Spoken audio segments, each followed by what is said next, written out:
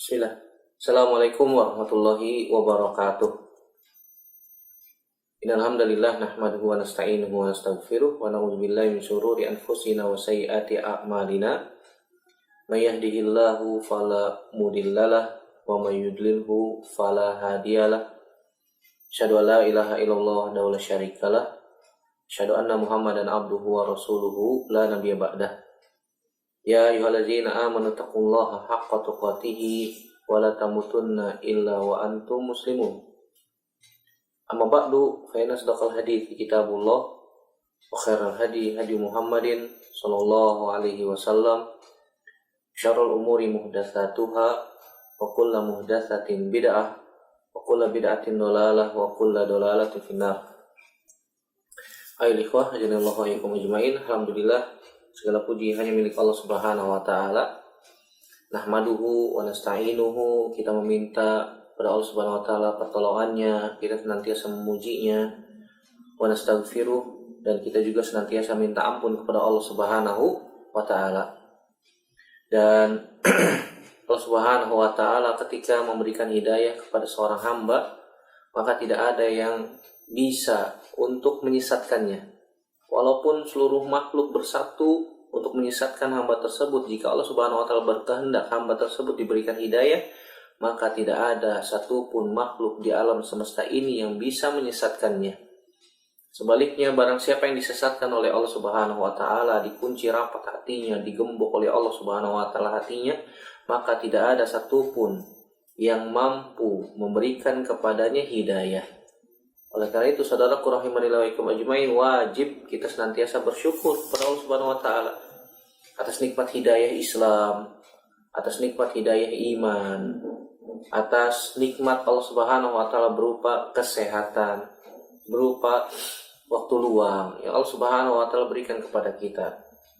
Patut, wajib kita syukuri nikmat-nikmat Allah Subhanahu wa taala tersebut. Dan alhamdulillah, segala puji hanya milik Allah Subhanahu wa taala yang telah kembali mempertemukan kita di media ini untuk melanjutkan pelajaran kita dari kitab Ad-Durus Al-Yaumiyah. Pada kesempatan kali ini kita akan membahas pelajaran yang ke-90, min khisalil munafiqin. Min khisalil munafiqin, tanda-tanda orang-orang munafik. Tanda-tanda orang munafik. Allah Subhanahu wa taala menyebutkan di dalam Al-Qur'an bahwasanya orang-orang munafik senantiasa menipu Allah Subhanahu wa taala. Mereka membuat makar, dan orang-orang munafik senantiasa memberikan permasalahan-permasalahan internal di dalam tubuh kaum muslimin. Mereka pun senantiasa berkhianat. Dan kita tahu, saudaraku rahimanillah wa ikum ajmain, yang disebut dengan munafik, orang munafik itu orang yang menyembunyikan keimanan, orang yang menyembunyikan kekufuran, orang yang menampakkan keislaman, menyembunyikan kekufuran. Itu orang munafik. Menampilkan keimanan, keislaman, tapi hatinya benci sama Islam, memerangi Islam, memerangi kaum muslimin. Orang-orang yang beragama Islam diperangi, dimusuhi, itu munafik. Dan munafik ada dua kata para ulama. Yang pertama munafik i'tiqadi, yang kedua munafik amali. Yang pertama munafik i'tiqadi, yang kedua munafik amali. Apa itu munafik i'tiqadi? Munafik i'tiqadi adalah tadi yang sudah disebutkan, menampilkan keislaman, menampilkan keimanan, zahirnya muslim, tapi hatinya hatinya benci sama Islam, hatinya memerangi kaum muslimin dengan lisan, dengan perbuatan. Dia benci sama kaum muslimin, sebagaimana pada zaman Nabi Shallallahu Alaihi Wasallam banyak orang-orang munafik yang pemimpin mereka adalah Abdullah bin Ubay bin Salul, pemimpin orang-orang munafik di Madinah. Dan mereka berbaur dengan kaum muslimin. Kenapa? Karena mereka menampilkan keislaman, walaupun hatinya benci sama kaum muslimin, mereka memerangi kaum muslimin, bagaimana supaya kaum muslimin kalah dalam perang, supaya jatuh, dan seterusnya. Dan seterusnya. Ini orang munafik i'tiqadi, yang kata Allah Subhanahu wa taala fid darkil asfali minan nar. Orang-orang munafik yang seperti ini, kata Allah Subhanahu wa taala, tempatnya nanti di kerak neraka yang paling bawah, subhanallah. Yang paling panas, yang paling dahsyat azabnya, itu orang-orang munafik i'tiqadi. Oleh karena itu, saudara rahimanillah wa ajmain, kita harus memperhatikan yang namanya hati kita. Apakah hati kita ini cinta dengan kaum muslimin, ingin kaum muslimin, saudara kita sama kaum muslimin mendapatkan kebaikan, atau sebaliknya? Atau sebaliknya. Kalau ada pertanyaan, Ustadz, kenapa orang-orang munafik pada zaman Nabi SAW tidak diperangi, tidak dibunuh? Padahal kelihatan jelas mereka orang-orang munafik. Nabi SAW pun tahu mereka orang-orang munafik. Kenapa tidak dibunuh, tidak diperangi? Sebagaimana Nabi SAW pernah mengatakan, wahai Rasulullah, kenapa kita tidak perangi mereka? Mereka munafik khalis, orang-orang munafik yang murni. Kenapa tidak diperangi, dibunuh? Kemudian Nabi SAW mengatakan apa? Jangan sampai nanti ada ada berita, ada wacana, ada tuduhan bahwasannya Muhammad telah membunuh sahabatnya.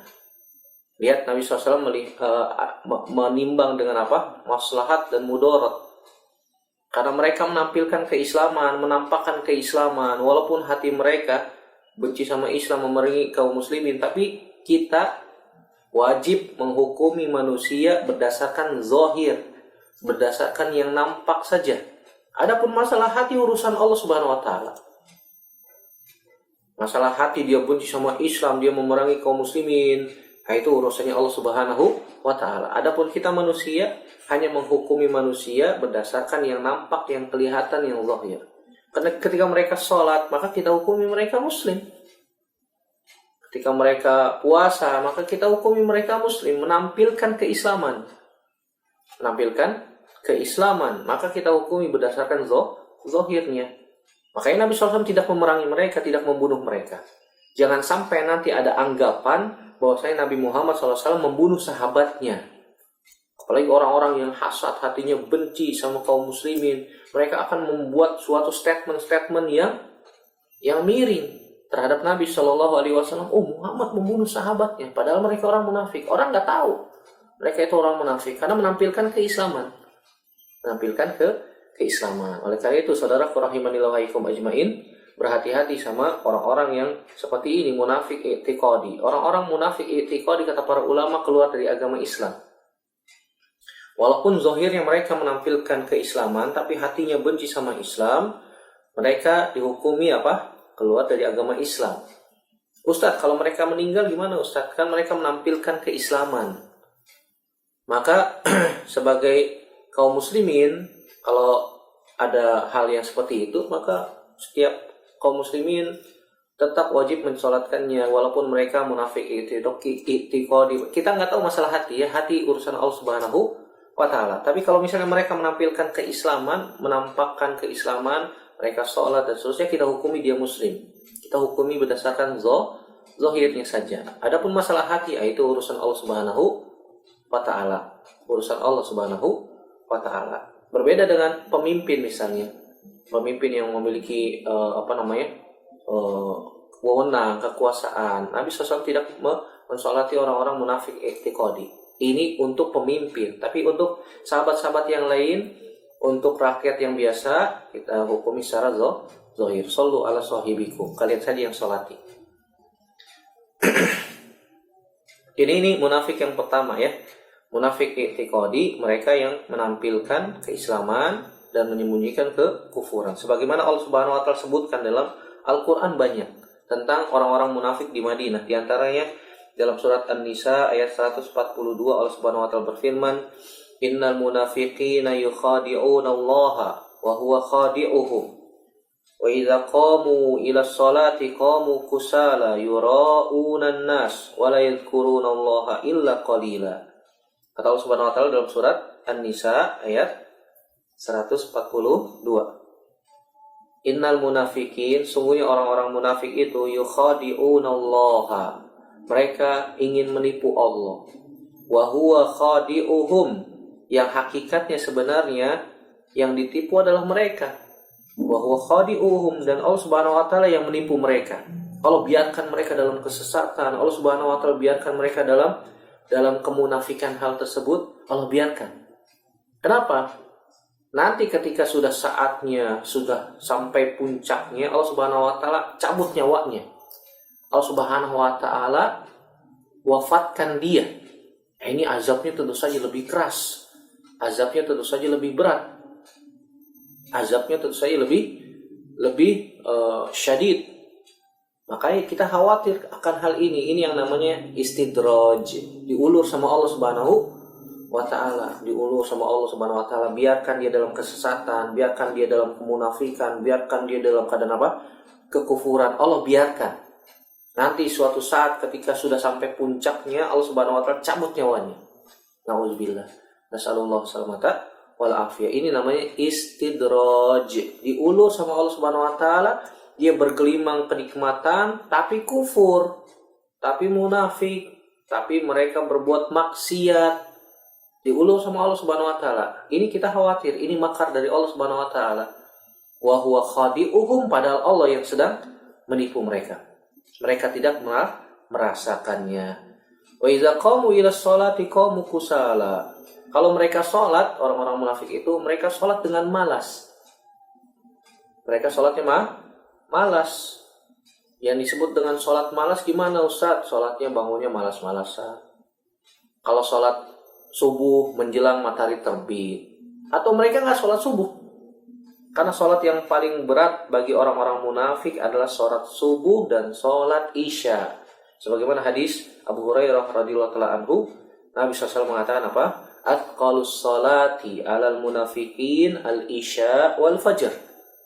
Sholat yang paling berat untuk orang-orang munafik adalah sholat isya dan sholat subuh. Kenapa? Karena sholat isya dan sholat subuh ini di waktu malam. Sholat subuh masih gelap. Di waktu golas, di waktu gelap. Zaman dulu nggak ada lampu, nggak ada penerangan, kecuali apa? Obor,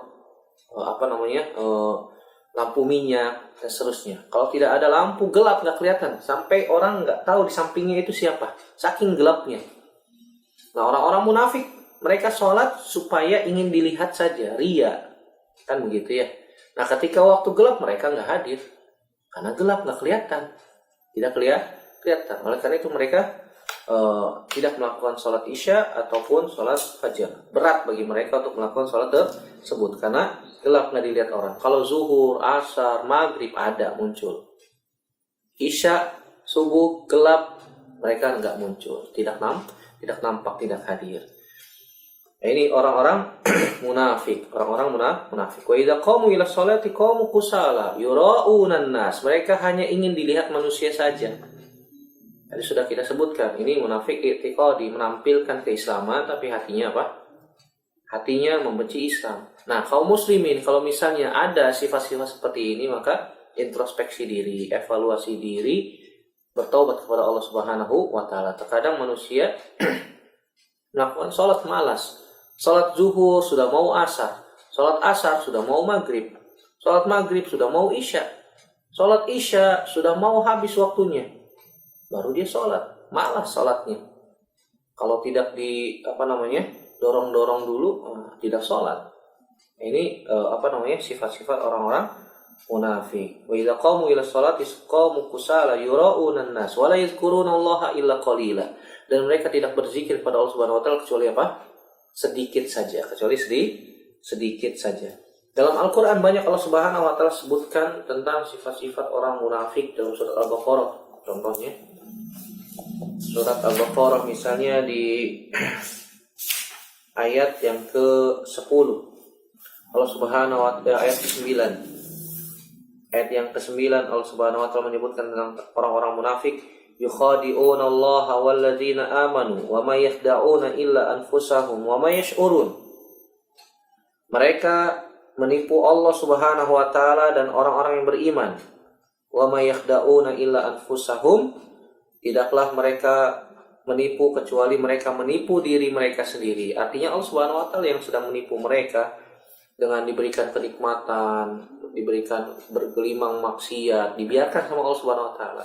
Nanti ketika suatu saat sudah datang waktunya, ajalnya tiba, Allah Subhanahu wa taala cabut nyawanya.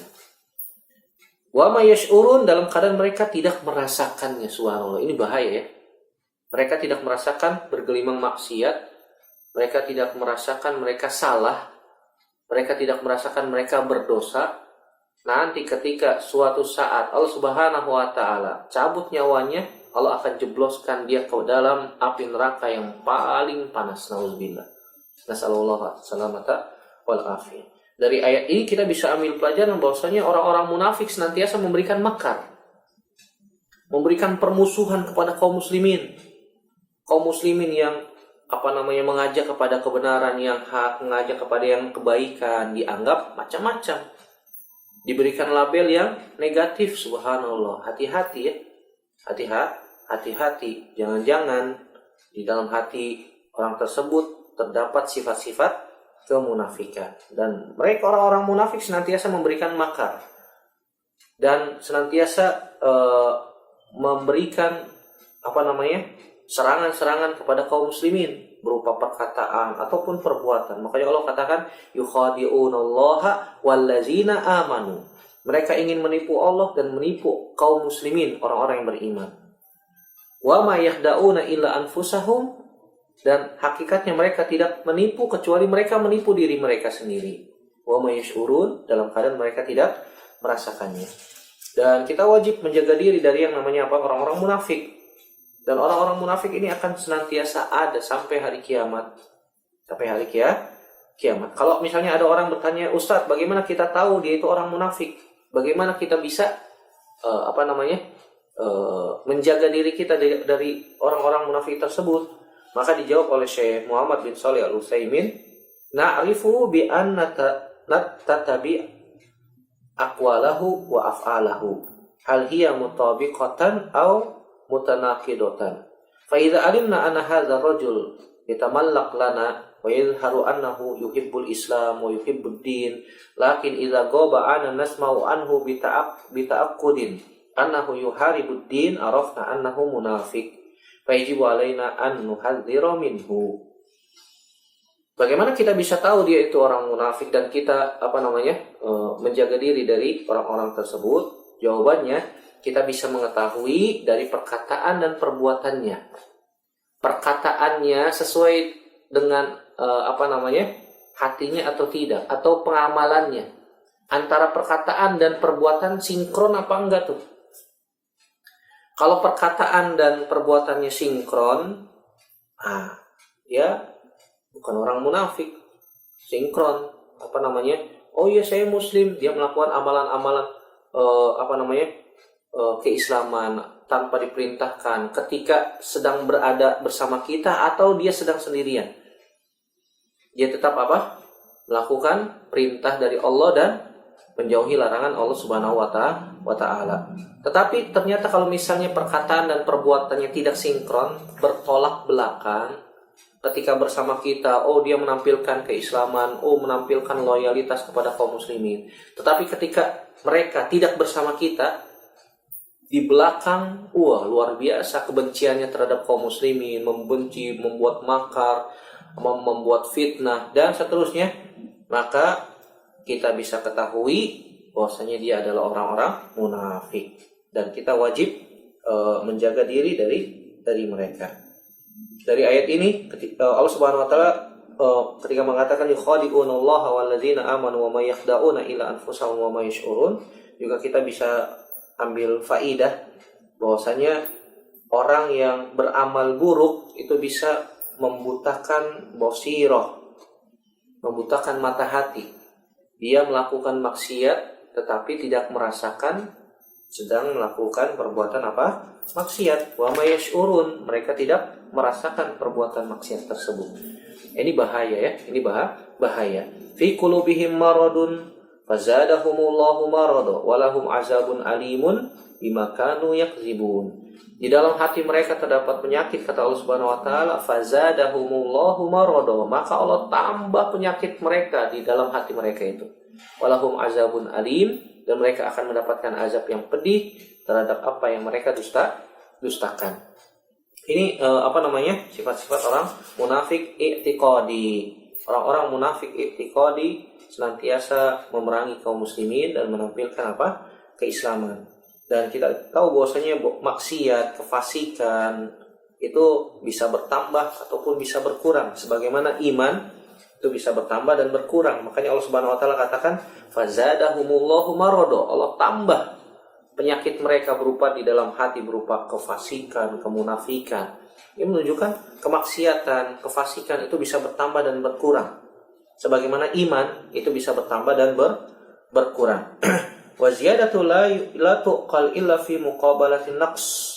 Fakama annal iman yazidu wa yankus, kadzalikal fisqu yazidu wa yankus, wal maradu yazidu wa yankus.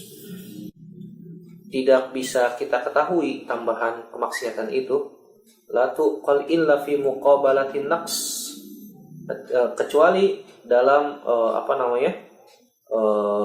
lawan dari kurangnya atau bertambah tersebut kemaksiatan. Jadi maksiat bisa bertambah bisa berkurang, sebagaimana iman juga bisa bertambah dan berkurang. Ini juga ayat ini juga mengandung wa'id syadid lil munafikin, ancaman yang keras bagi orang-orang munafik, bahwasanya mereka akan mendapatkan azab yang pedih. Dan ayat ini yang berbicara tentang tanda-tanda munafik i'tiqad dalam Al-Qur'an sangat banyak.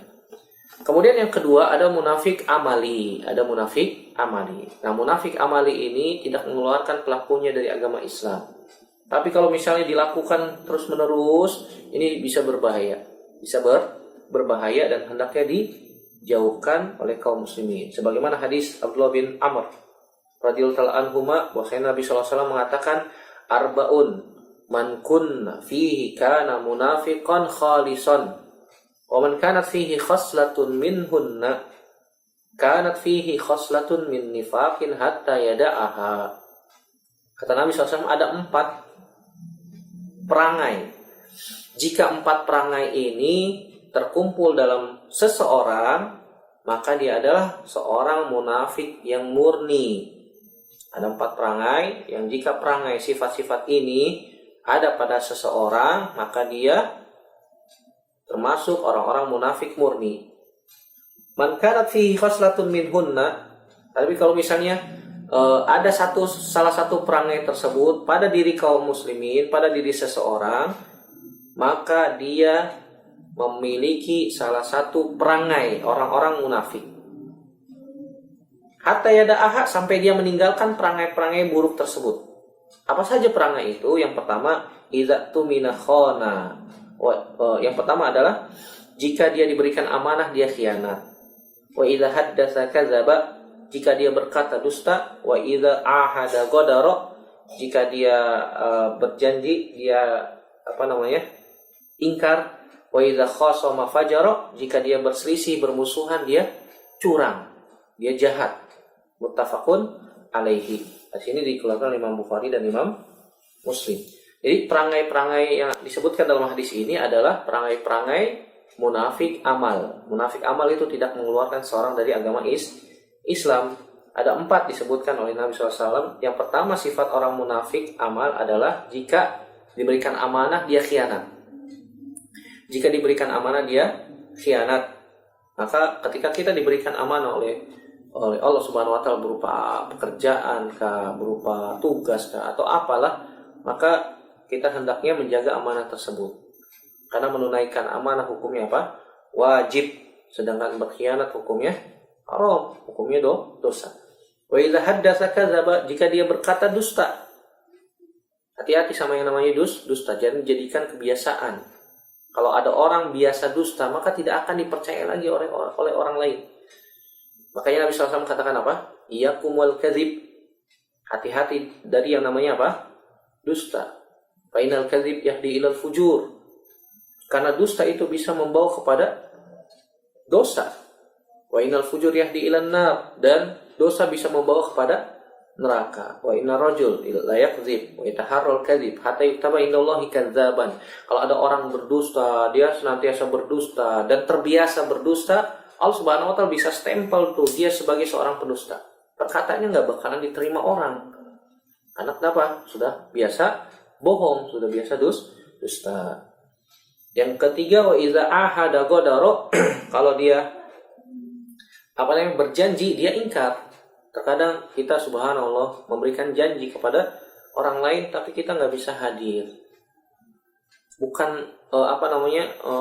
kalau kita memberikan uzur, gimana Ustaz? Oh afwan akhi, saya tidak bisa hadir. Nah itu masalahnya lain lagi. Itu dia punya uzur, tidak bisa hadir ketika memberikan janji. Tapi kalau ada orang yang senantiasa mengumbar janji tapi dia nggak hadir, maka ini bisa menjadi salah satu sifat-sifat orang-orang munafik. Kalau kita ada golabatuz zon, ada persangkaan kuat, kayaknya nggak bisa datang nih, nggak bisa hadir. Afwan akhi, saya sepertinya nggak bisa hadir, saya nggak janji ya, saya tidak janji. Khawatirnya saya tidak bisa hadir, udah nggak usah janji, tidak usah janji, dan jangan mudah-mudah mengumbar janji.